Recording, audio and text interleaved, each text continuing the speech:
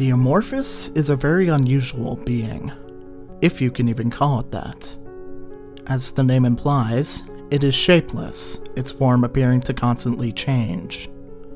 It is also void of color for the most part. However, the human brain cannot process this properly, and therefore fills in the space with darkness, much like the way the brain sees a black hole or space itself. Sometimes, when it truly wills itself to, an Amorphous can change into any shape it so desires, sometimes even able to change a few colors. It can be for a brief or long period of time, depending on how intricate the form. It takes energy in order for an Amorphous to shapeshift. An Amorphous cannot be born, it cannot be created, it cannot be destroyed, only moved. It simply was, is, and will be forever.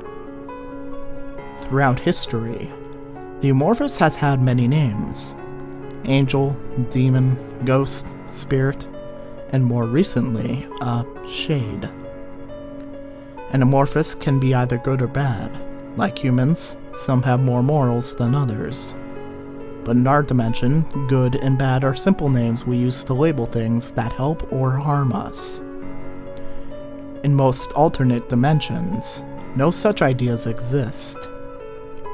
Amorphouses tend to be incredibly powerful as well. Not only can they cross dimensions, but they have the capability to create dimensions as well. This leads some to believe that in the beginning, an Amorphous created our own dimension, our own universe.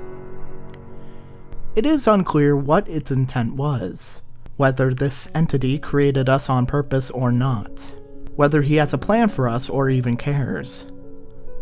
It is also uncertain whether or not it could have been done by a single being or many, not to mention how wise they are. Because they have always been, because they have always traveled, they have infinite knowledge about the world, our universe, and other dimensions as well. Some people seek to gain some of their knowledge by summoning them and trying to get the information out of them, but all end in failure. There are also ways of summoning an Amorphous. Many of these ways you've probably heard of: Ouija boards, chanting something at a mirror in the dark. There are plenty of rituals. When an Amorphous is pulled into our dimension against its will, it can become quite aggressive and angry. Sometimes, in rare cases, they react calmly, curiously. When pulled through to our world, it takes a lot of energy out of them, so they tend to stick around a familiar place or object for a while until they have enough strength to move freely again. It's no rush, though, being able to travel through time and space. I'm sure you've made a few connections. Most likely you yourself may have had an experience with an Amorphous at one time or another. You're probably close to one right now. We are nice little playthings for some of them to watch stumble about, and they do not fully understand dying, not being able to die themselves, so they enjoy watching us when we do. It interests them to see us cease to move. It's certain humans they find the most entertaining are the ones who feel the most fear. It's also impossible for an Amorphous to feel fear. Nothing threatens them. Although they are all-knowing, they can never understand firsthand what fear feels like or what death is like. This plagues them.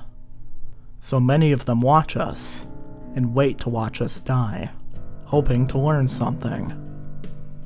They grow very, very eager. They try to speed up the process. Those moving shadows you see at night in the dark corners of your room may not be your mind playing tricks. It could be, probably is, the writhing mass of an Amorphous, watching you, trying to fright you, and growing very, very impatient.